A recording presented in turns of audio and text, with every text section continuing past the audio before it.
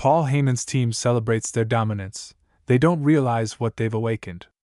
They don't realize that the man in the sling is still the architect. They don't realize that even injured, Seth Rollins is still the strategist who sees every threat coming before it hits. This reaction isn't emotional.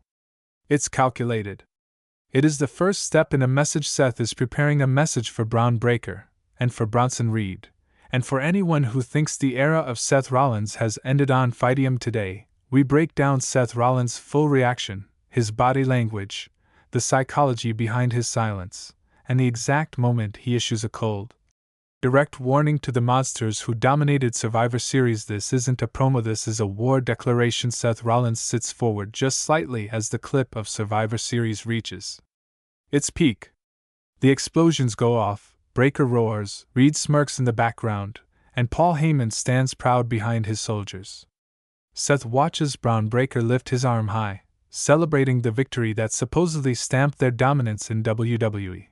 But Rollins' face doesn't show fear, it shows recognition, the recognition of a threat he has seen before. Unstoppable powerhouses, rising monsters, Heyman-led juggernauts who believe their strength makes them untouchable. To Rollins, this is all familiar. This is Brock Lesnar all over again. This is Braun Strowman all over again.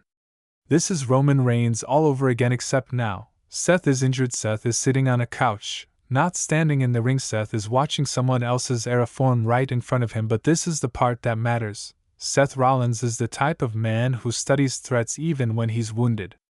He's the type of man who prepares the counter before the attack even lands. The anger in his reaction is not wild or explosive. It's steady, controlled, analytical. He is calculating Bron Breakker's strengths. He is observing Bronson Reed's brutality. He is analyzing the exact chemistry of Heyman's team, because that's what makes Rollins dangerous, he learns. And today, he is learning exactly who stands in his way. Most superstars would rage. They'd shout.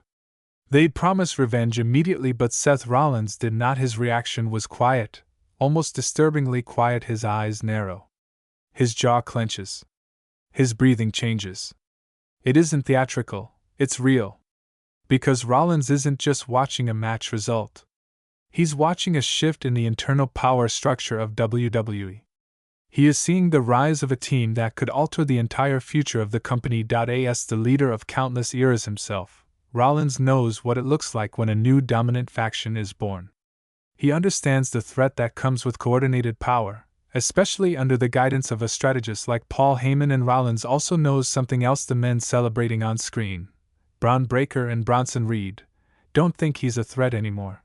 His injury makes them believe the field is clear. His absence makes them believe the throne is unguarded. His sling makes them believe the king has fallen. But as Rollins watches, he smiles.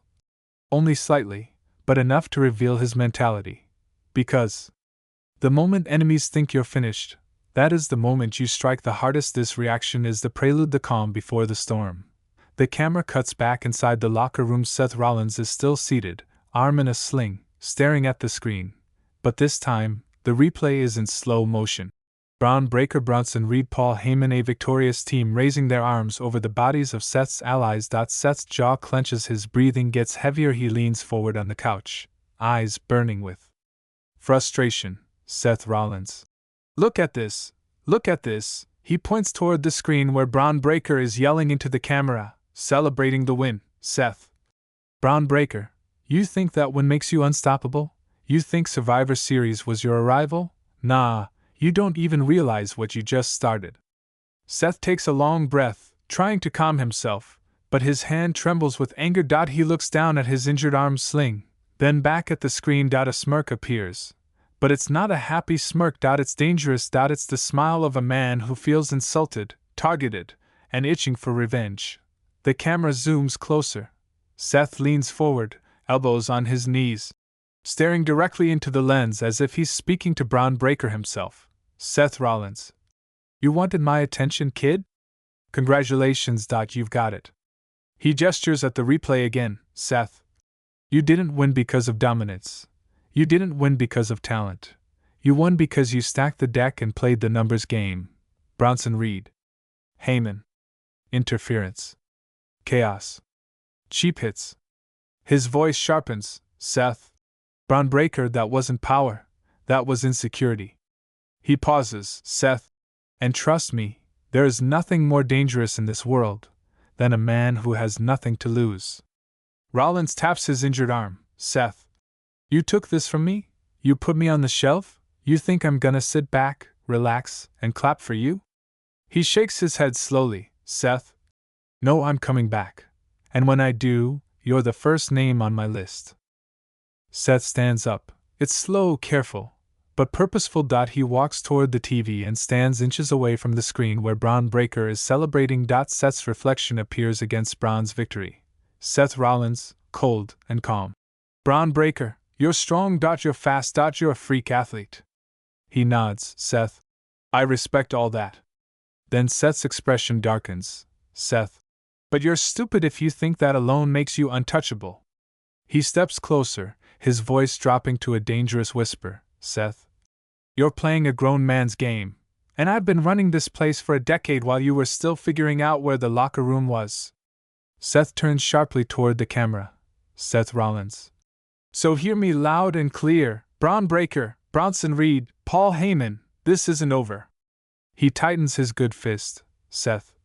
It's just getting started. Seth Rollins doesn't even blink as the replay ends. He reaches for the remote and pauses it exactly at the moment Bron Breakker spears Punk for the finish. His jaw clenches. His eyes narrow. This isn't just frustration. This is calculation. Seth mutters under his breath. That right there is the problem. He leans forward, his injured arm still strapped, but his posture sharpening like a man preparing for war. To Seth, this wasn't just a match. This was a message he refuses to ignore. Seth starts talking to the camera crew, to anyone listening, to the WWE Universe, but mostly to himself. He says, Paul Heyman isn't building a team, he's building an army. He shakes his head. Bron Breakker's strength. Bronson Reed's power. Heyman's manipulation. Seth knows this formula all too well. He's lived it. He suffered from it.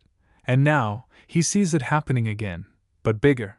Rollins continues. I know what Heyman does to young monsters. He turns them into weapons, pointed at anyone that threatens him. He smirks, but it's not a friendly one. And now those weapons are pointed at the entire locker room. Seth stares directly into the camera. No emotion, just intent. Bron Breakker, enjoy your moment. Enjoy your spear. Enjoy your spotlight. He adjusts his sling. Because when this arm heals, I'm coming straight for you first. He doesn't raise his voice. He doesn't shout. He says it with the cold certainty of a man who has already decided his next target. Seth continues. You're strong. You're fast. But you're also predictable. And predictable gets you hurt. Seth releases a long exhale. Then his tone changes, darker. Bronson Reed, you think standing behind Heyman makes you invincible? He points at the pause screen. It just makes you first in line. Seth explains how Reed has been waiting for a breakout moment, how Heyman is using him, how the victory at Survivor Series has inflated Reed's confidence to dangerous levels. Rollins finishes with, Reed, your size won the match. But size doesn't win wars. Ask anyone who's ever stood across from me. Seth lets out a cruel laugh. And Heyman, oh, I know you're watching. He pauses. You made a mistake. Seth lifts his injured arm slightly, enough to send a message but not enough to hurt. You should have made sure I stayed gone. He shifts forward on the couch. Because the moment this arm heals, the first thing I do is burn your entire little empire to the ground. The camera zooms slightly closer. Rollins whispers. You've been warned. Fade out. Seth Rollins sits alone, the glow of the Survivor Series replay still flashing across the screen. His jaw tightens. His fingers tap against the sling holding his injured shoulder. He isn't impressed. He isn't intimidated. If anything, he looks insulted. Rollins leans closer to the monitor, rewinding the final moments of Bron Breakker's spear and the celebration that followed. He whispers, That's it. That's your big moment? Enjoy it while it lasts. For the first time since his injury, his eyes burn with purpose, not anger, not jealousy, but warning. Rollins sits forward, replaying Bron Breakker's dominance, The raw power, the explosive spear that ended the match. But instead of fear, Rollins smirks. Bron, you think you're the future. But the future only exists because I built the present. He raises the remote, pauses on Bron's victory pose, chest heaving, arms raised, crowd roaring. Seth tilts his head. Remember something, kid, every kingdom needs a king. And when I get back, you're just another challenger at the gate. The air in the room shifts. Seth's tone becomes darker, more deliberate.